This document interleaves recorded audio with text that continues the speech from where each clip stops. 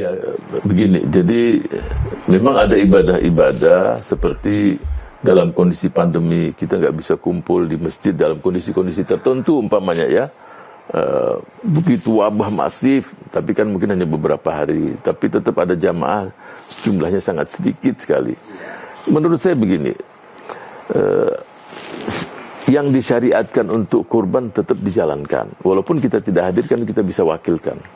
Ini kan pemotongannya nggak mesti kita hadir, ya kan? Kalau hadir semua khawatir kan virus lagi. Jadi sekarang kan dengan teknologi kan kita bisa menyaksikan lihat video, lewat ini kan bisa pemotongan. Mungkin yang di rumah sering memotong 2-3 ekor sapi, mungkin orang-orang satulah cukup untuk seluruh keluarga, atau 1 kambing untuk 1 keluarga. Yang lainnya uang yang kita miliki kita saling tolong menolong untuk saudara kita yang susah, ya kan? Banyak yang susah. Jadi tetap syariatnya dijalankan. Masalah berkurban dengan jumlah mungkin yang biasanya 2-3 ekor sapi yang kaya-kaya, mungkin 1 lah.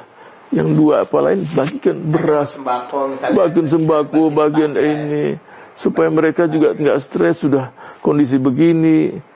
Ya, kemampuan pemerintah juga tidak terjangkau semuanya, dan itu di depan mata kita. Mereka ada berasnya udah bagus, sebagian kita bagikan beras, kita bikin makanan untuk mereka. Mereka masak sendiri-sendiri. Jadi apa ya? Kalau hanya semuanya diberikan untuk sapi, daging semua, terus mereka makan pakai apa sekarang? Nggak punya makan, nggak ada nasi. Ya, jadi dia itu jalan, walaupun dikurangi jumlahnya, tapi sebagian diberikan bantuan-bantuan yang lain. Nah, itu. Jadi tetap bisa berkurban walaupun dari rumah. Jadi diwakilkan teman-teman atau bapak-bapak, ibu-ibu yang nonton juga bisa wakilkan ya, misalnya di sini ada masjid terdekat, wakilkan ke masjid terdekat, atau ada yang tahu mungkin lembaga, ada lembaga-lembaga umat atau lembaga basis atau apa yang bisa menyalurkan kurban ke pelosok-pelosok daerah, ada tebar kurban, teman-teman bisa wakilin ya uangnya, tapi jangan semuanya buat sapi, buat kambing juga, tapi beberapa dibeliin sembako juga mungkin buat tetangga-tetangganya. Wah, Masya Allah tuh. Jadi kata Dokter Salim gitu soal kurban Idul Adha yang dari rumah aja ya. Tapi insya Allah walaupun dari rumah kurbannya, tapi pahala dari setiap orang makan daging yang kita dapat pahalanya, dan insya Allah itu membuat urusan-urusan kita juga makin lancar. Kan siapa yang mau memudahkan urusan orang bakal dimudahin juga, begitu ya Dokter? Betul. Itu pasti sudah. Nah, dan banyak juga Idul Adha kan kadang kita anak muda kan, misalnya harga kambing 2 juta, kita cuma punya 500.000, tapi kita juga pengen berkurban, pengen dapat pahalanya, bisa nggak Dokter? Jadi salah satu nama Allah Subhanahu wa Ta'ala Asy-Syakur, Maha berterima kasih.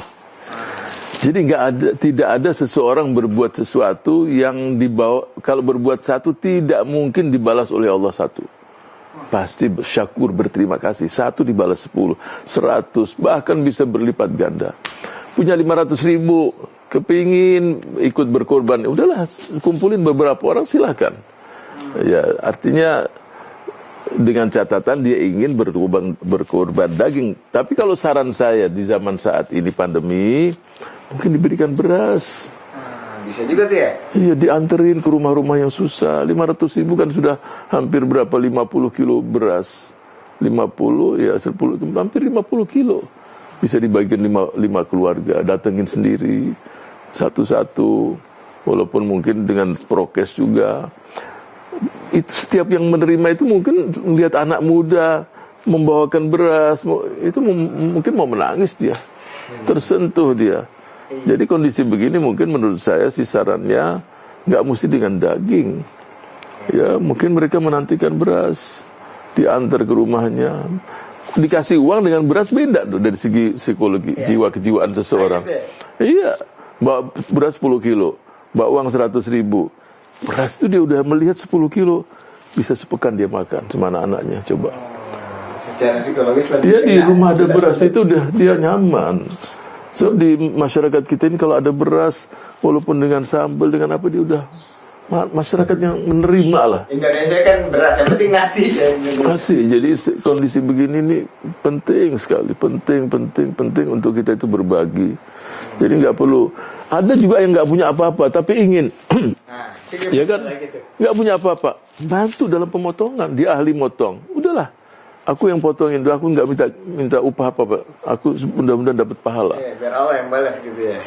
Dia bisa motong, dia bisa ini. Anak muda kan, insya Allah lebih kuat imunitas tubuhnya. Ya udah dia potong, dia ahli di situ, dapat pahala. Ya, jadi pahala itu tidak semuanya harus diukur dengan uang. Ada orang berbuat sesuatu tidak mengeluarkan uang sama sekali, pahalanya luar biasa. Apa itu? Ada seseorang dalam sebuah hadis, kalau engkau keluar dari rumah, membantu seseorang yang miskin, membawakan makanan 1 piring, mungkin hanya 5,5 jam, 20 menit. Pahalanya lebih bagus daripada iktikaf di Masjid Nabawi sebulan lamanya. Wallahu Akbar. Hadisnya sahih.